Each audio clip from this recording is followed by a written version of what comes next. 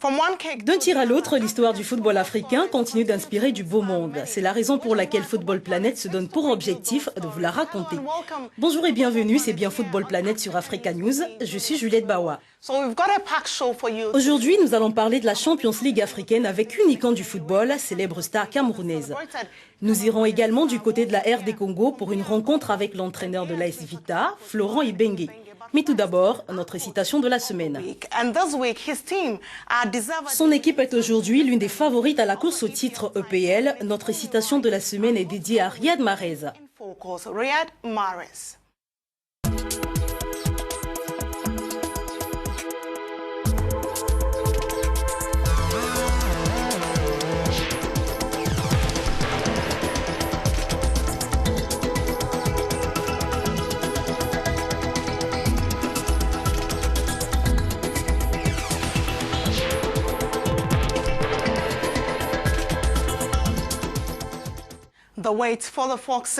Les Foxes restent toujours dans l'attente. Les Africains Mahrez, Amartey et Schlop sont à 2 points du couronnement. Les demi-finales retour de la Champions League se joueront mardi et mercredi et le continent africain y est représenté avec la participation de plusieurs joueurs en lice pour cette course au titre. Partey, le jeune Ghanéen de l'Atlético Madrid, Yaya Touré, Boni et Kelechi de Manchester City ont l'opportunité d'inscrire leur nom dans les annales du football mondial. Les 4 Africains donneront le meilleur d'eux-mêmes lors des demi-finales retour mardi et mercredi pour hisser leur club en finale de la Champions League. De retour à l'entraînement après une blessure qui l'a privé du match aller, Yaya Touré pourra s'appuyer sur son expérience pour booster son équipe. Malgré leur jeunesse, Partey et Kelechi ont le potentiel pour faire la différence dans des matchs décisifs. Pour ces 2 espoirs du football africain, une qualification pour la finale sera une véritable cerise sur le gâteau. À présent, nous rejoignons par Skype le Camerounais Patrick Mboma et nous allons pronostiquer avec lui sur les chances des joueurs africains dans cette Champions League, toutes compétitions confondues. Nous parlerons également des performances des uns et des autres. Patrick Mboma, merci d'être avec nous sur Football Planet. Bonjour. Alors, première question, quel est le joueur africain à ce stade qui vous a le plus impressionné? Ce n'est plus comme à l'époque d'Eto'o quand nous avions des joueurs en finale.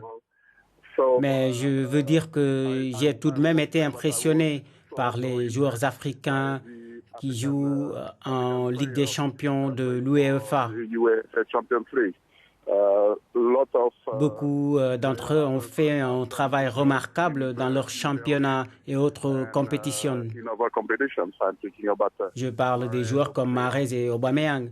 Mais ce que je peux dire est que cette année n'a pas été une très bonne année pour les joueurs africains, je veux dire. Parlons de Mahrez qui jouera sa première Ligue des champions. Vous pensez qu'il est susceptible d'y briller également? Ça dépend d'où il jouera parce que rien ne garantit qu'il restera à Leicester. Mais peu importe où il jouera, même si c'est à Leicester, je pense qu'il fera un bon travail. Merci d'avoir été avec nous dans Football Planet, Patrick. Merci beaucoup. Nous étions en direct avec la légende camerounaise de football et meilleur joueur africain de l'année 2000, Patrick Mboma. À présent, une autre histoire, celle du rêve que vit Florent Ibenge, l'entraîneur de l'AS Vita, de la RD Congo en Champions League africaine. Il a qualifié son équipe pour la phase de poule. Il revient sur ses prouesses. Nous, notre objectif, c'était de rentrer dans cette phase de quart. On y est arrivé. On est très content. On est parmi les 8 équipes qui restent au niveau africain.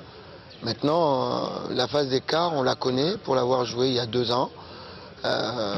C'est simple, on est à 4 dans une poule. Il faut prendre la première ou la deuxième place pour aller en demi-finale. Donc on y rentre avec l'intention de nous retrouver parmi la première ou la deuxième place.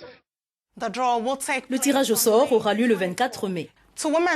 Intéressons-nous maintenant au football dames avec la première édition du championnat national de football féminin du Mali qui a débuté ce week-end.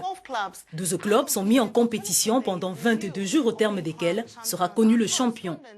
Notre correspondant Aloudi Awara revient sur cet événement. grande première pour le Mali qui organise le tout premier championnat national de football dames de son histoire. Une chance pour les joueuses des 12 équipes en compétition d'avoir une carrière professionnelle. Ça va être l'occasion pour beaucoup d'entre nous d'avoir des contrats en Europe. Avec le championnat, c'est possible, car des recruteurs viendront dans nos stades. Un championnat financé par la Fédération malienne de football et la FIFA. Je crois que la Fédération malienne va financer pour beaucoup. Et comme vous le savez, la FIFA subventionne le football féminin. Et chaque année, sur le fonds, la subvention que la FIFA octroie à toutes les fédérations affiliées à la FIFA, il demande à ce que les 15% de ces fonds-là soient exclusivement dédiés au développement du football féminin. Les matchs se joueront en aller-retour dans une seule poule. La première équipe sera sacrée championne nationale. Cette semaine, l'actualité a été intense dans le monde du football. Voici ce que nous avons préparé pour vous.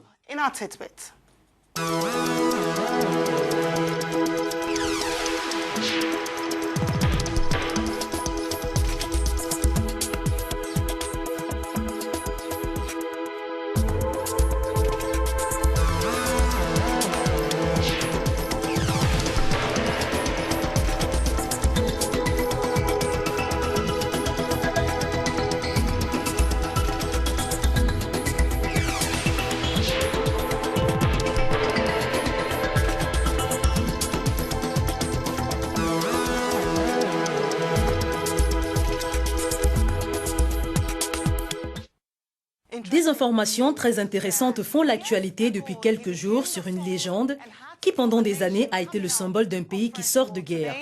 Aujourd'hui, il est source d'inspiration à travers ce sport qui a fait de lui une icône mondiale. La star libérienne George Weah rejoint notre coin des légendes cette semaine.